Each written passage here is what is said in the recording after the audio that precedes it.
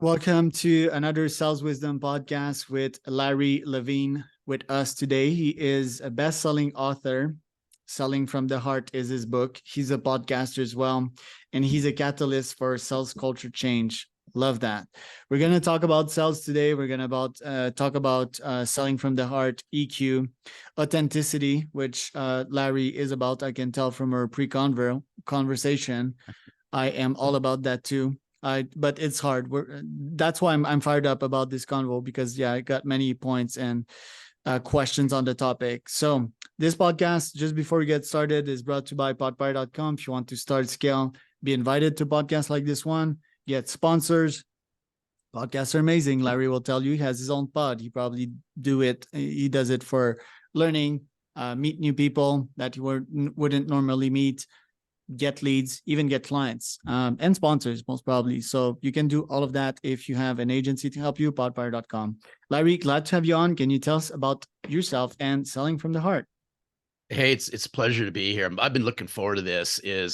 Where do I start? I parlayed a 30-year career. So I sold office technology in Los Angeles, California, my whole entire life. Highly commoditized. I call it very backwards, race to the bottom when it comes to price and so forth. But one of the things I learned a long time ago, Charles, was if I was going to stand out in a big, vast city like Los Angeles, I had to do something different. And I smashed how I was raised. I was raised by a highly relational mom and a brainiac for a father. Actually, my father was a rocket scientist. And I took both those, put it together, and I said, you know what? I'm going to bring real relationships. I'm going to wear my heart on my sleeve, but I'm going to do it with a plan, a process, and I'm going to do it with radical amounts of discipline. And that's what I did. I chose to do things that I believe no one was doing. I started to pour more into my customers, and the more I poured into my customers, and the more I poured into my customers, the more they poured into me. And it was just simply just by being curious. I'm a clarity guy at heart. And I just said, you know what? If I keep things concise, crystal clear in how I can help people, and I out care everybody, watch what starts to happen. And I've always said I wasn't the smartest tool out there. People could out strategize me, people would outsell me, but they were never going to out care me. Wow. And after a 30-year career, I had a life-altering moment at 50 years old. I was career exited out of a job in enterprise sales. And at 50, I found myself with, what am I going to do next? And it would have been really easy for me to be a VP of sales, go back into the sales channel that I know is office technology. But my wife and my dear friend, Daryl Amy, who's now my podcast partner, says, you know what? You got to go coach and train salespeople on what you did in a highly commoditized world. I'd never podcasted before, never wrote a book, never written an article, never publicly spoke in front of anybody, but I doubled down on myself. And 6.5 years ago, started a podcast and decided to call it Selling from the Heart, because I'm a big believer soft skills yield hard dollars. I'm all about finding authenticity and bringing your authentic self to the forefront, which is a subtitle of my book. Parlayed that into a book, parlayed that into a business, and parlayed that into a movement we called Selling from the Heart. That's the fastest I've shared this. So that's really good. You did real well. I'm not sure what's the time on that, like 1 minute 30, but that was perfect. So as a speaker, you'd pass the test there. Selling from the heart, man, such a fascinating topic. My stance on it. So I'm also a very cerebral person that has tried and somewhat succeeded at bringing a heart layer on top, so, and I'm still in that process. You will hear me often in these podcasts saying that I'm in the process of bringing my brain chakra, my third eye, to the heart, so more energy on the heart, and which is open, which is vaster, which is way stronger also than the brain. There's brain cells in the heart as well. I believe we don't know a lot about the heart, but we're going to discover another form of intelligence in the next couple of years. So I am working every day on being more empathetic, but that is challenging because I have hard stances. I've let go of 80% of my team, and nowadays I'm all about AIs and GPTs. Why? Because they bring the greenest dollar signs that I've seen in years. Everything's automatic. It's done by robot. I have to empathize with robot, and I've tried that game with my employees. Like I've tried it for the past 7 years with 1,000+ employees, and became somewhat good at it, aka managing people's drama. That's how I call it, because they dramatize pretty much everything, humans, and me, I'm like in charge of managing these emotions and telling them everything's going to be fine. It turns out that everything's always going to be fine. So long story short, on the sales side of things, I think I've brought my authentic self in the last couple of years. I've always been that way. Obviously, I have a pitch so that they know like what information they're getting, but I'm intentfully listening. I'm asking good questions, just like this podcast. And I always, always, always, always try to add value. That's been my DNA since like 7 years. So if we hop on a call, you should be left better off than before you joined the call. But let me like tell you one last thing before I ask your opinion on that. I feel that folks that I work with, my clients, they have a problem of bringing their authentic self. They're afraid that the client will reject them. They're afraid that the client will tell them like, look, no, this is against my value. They're afraid to share their opinions online. They're really much like politically correct and really corporate. So how can I coach these clients to bring more heart into it, to bring more authenticity, to flow, to not limit their full energy and potential, and not be scared to bring their full self, their full heart-centered self to sales? So I mean, this is interesting that, and I love what you just said. I'm a big believer in this. Is authenticity requires practice. It's a lifestyle. It's not a light switch. And what I mean by this, and by the way, I got to preface this, is I don't have a PhD in any of this. I don't have a PhD in human behavior. I don't have a PhD in psychology. I always say I got a PhD from getting the what kicked out of me in sales for 30 years. But what I do know is we're humans. If you want to connect to somebody, deeply connect to somebody, it's a delicate balance of mind and heart. And where I push the button on this is I'm a big believer that in really to authentically connect with somebody, you have to get to know yourself. And one of my favorite sayings is to know thyself is to value thyself. You got to look inward before you go outward. And what's really interesting is I just finished reading the book, The Power of Now by Eckhart Tolle. Amazing, amazing book. It was, I wish I would have read it years ago, but I just finished it as we're talking right now. I just finished it this morning. And the simple reason is I'm a big believer. If you want somebody to open up, to you, you have to go first. You have to be comfortable enough in your own skin and be willing to go first. And I'm a big believer in this. And I'll use your name for a moment, Charles, just because this will all play out. And I'm going to make this sales centric, if you allow me to, is I'm a sales professional. You're a client of mine, or you're a future client of mine. We're engaging in meetings. I do know this. The more comfortable I make Charles feel about me, the more comfortable Charles soon becomes. The more comfortable Charles becomes, the more comfortable Charles will start sharing what I call business secrets. And business secrets is what Charles is going to be keeping close to his heart, because he's looking for somebody that he can open up to. And you can't do this if you're living in a facade. And I've been in sales my whole entire career. And when you don't look inward and you focus on outward, the question that is, I'm going to throw this out on the table for everyone to really think about is that your true self on the business table, or is that a facade?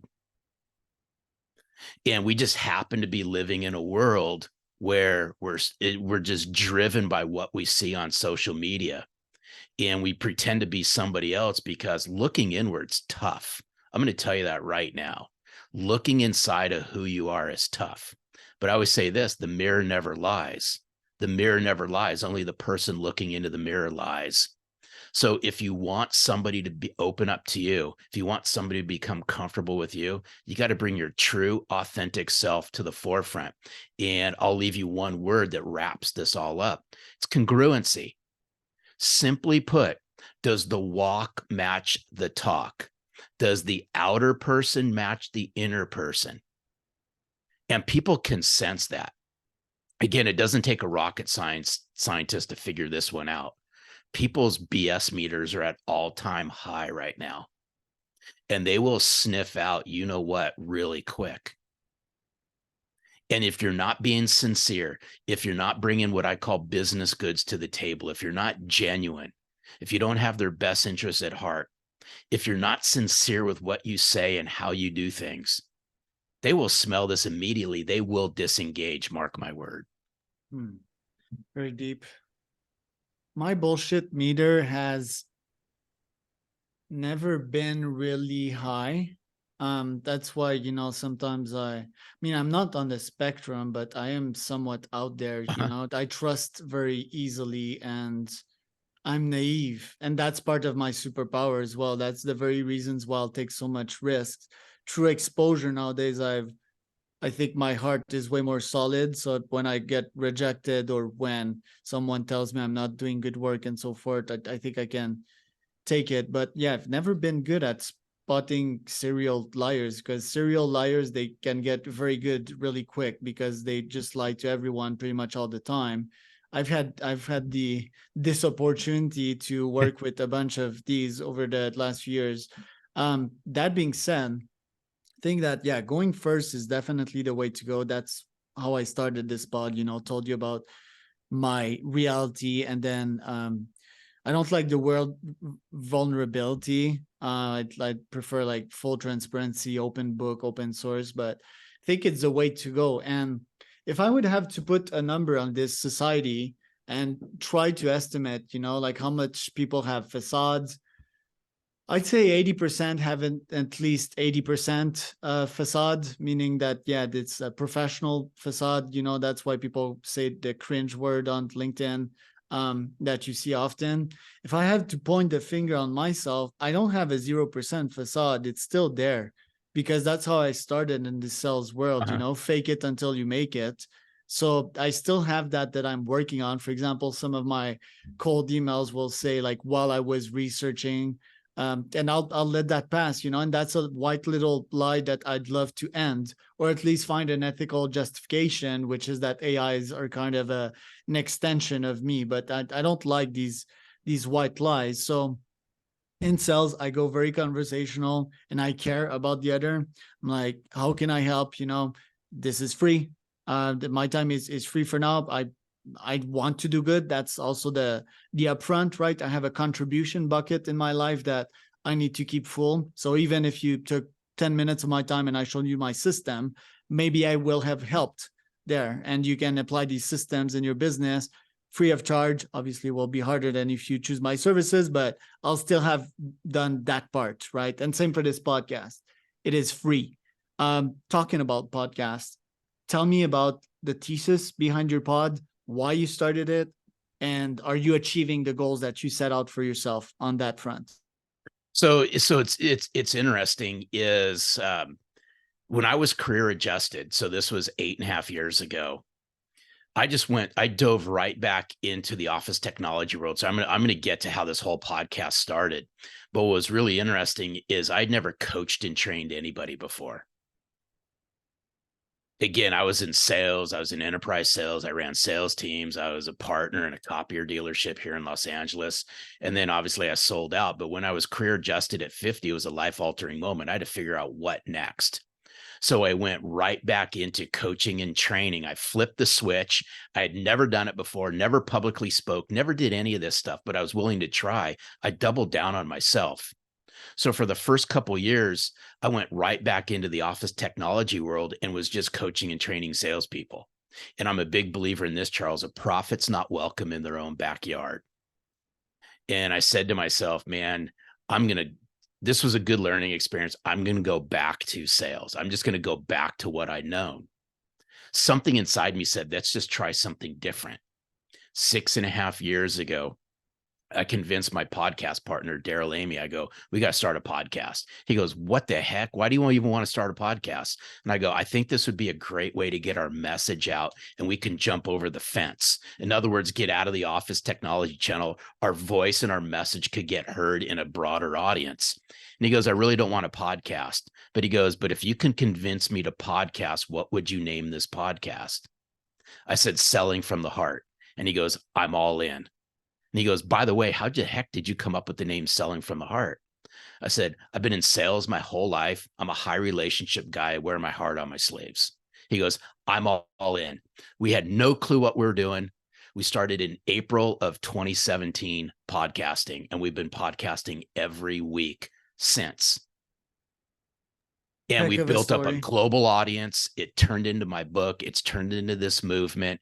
And we meet some of the greatest people I've ever met through my podcast. Some of my closest, dearest friends that I have now in my inner circle were met through podcasting. I built my whole entire business of Selling from the Heart based on a podcast.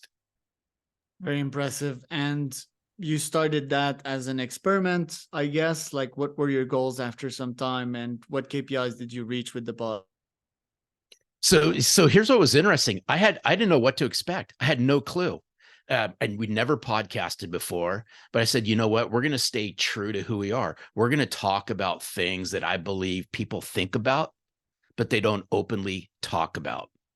Here's two guys talking about being genuine, being authentic, speaking about heart things. You know, a lot of times in the business world, you hear soft skills, but these are the necessary skills. But we didn't know what we knew. What we knew, we knew what we didn't know. We had no idea how to benchmark this. We'd never tried this before. We kept it simple, Charles, is we just go, you know, we just want to know how many listeners we were getting. You know, who would even listen to two middle-aged guys talking about sincerity and heart? But we stayed true. We stayed true to our message. We stay in our lane. We ask every single one of our guests when they come onto the podcast, what's it mean to you to sell from the heart? And all of a sudden, the message started to catch on, and it started to catch on. And we would vet out our guests, and we just stayed true to the people that who came onto the podcast had to align to our message. And just through consistency and discipline, every single week, doing this every single week, we built up a global audience now. It helped me write my book. It helped launch this business. And we've built a huge community worldwide that's raising their hand around, I want to sell from the heart. And it was just through the podcast. Now we have somebody who produces our podcast and do all these things, but we're just simple guys. I'm just a big believer in podcasting. You play the long game. And we just consistent podcast drops at the same time. We talk about the same sets of things. We speak to the sales world and sales leaders and salespeople and business owners and executives. And we talk about things that, again, that no one's willing to talk about, but we're bringing a unique message in the sales world. All started with podcasting. Wow. Did you ever had guests come on the pod and not open their hearts and put their professional corporate front? No, because we vet out 100% of our guests. And literally, as busy as I am, every single guest who comes on the Selling from the Heart podcast has to pass my test. And that's why I speak to all of our guests before they come on the podcast. And what's your test? Like, mine is either like the best guest that I had, or just myself, you know. Oddly enough, but if I would put the bar that high, most wouldn't make it. So I don't want to abundantly refuse people as well. I don't want to limit myself. No, I hear what you're saying, but this is mine. I carry myself and I carry this message with a high degree of integrity. And I got to hold true to who I am. I got to hold true to what we believe in, selling from the heart. And what's really interesting about this is people either believe this message or they don't believe this message. They self-select themselves into it because they believe in authenticity. They believe in walking with integrity. They believe in heart. So it's really, for me, I can hop on a conversation really quick and I can detect it.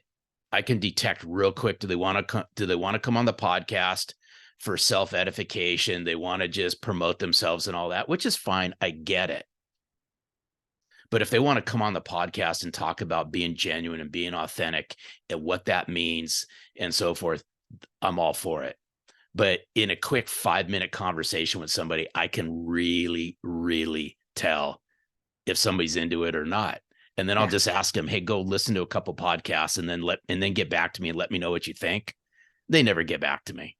All right. Yeah. If they're not a good fit, that is great, actually, because that was my next question. I was about to ask, like, how do you politely or discard them with the heart without hurting their feeling? That's great. So I'm going to steal that quote unquote from you. It's all good. Just give me credit for it, man. Yeah. Don't worry. I will. And I guess, criterias and how you see that. I mean, it's quite simple. Me, I ask them, like, what values can you add to my CEO audience? And then they have like what I get often. I'm like, this is not gonna work. It's like, well, you tell me, you know. I mean, if you're interesting, if you're genuinely interesting, and if you're obsessed, which is, folks, I'm looking for, well, you know what you talk about, you know what your day-to-day obsession is, right? Yep. Mine is product market fit. It's the brain. It's AI. It's startups. It's cold email systems. I could talk about that like all day. And yeah, if you don't have an idea, if you rely on me to tell you the topic's not going to work. If they ask me, present me the questions and all of that. But yeah, I'm definitely going to use that method. Thank you so much for that. Larry, we're already on time. I really love your presence. Gonna re-invite you for round 2 in like 6-ish months from now. Where can people find out more about you till then?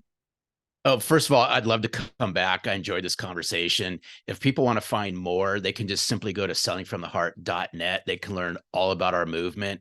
If they want a free signed copy of my book, they can just go to sellingfromtheheart.net/book.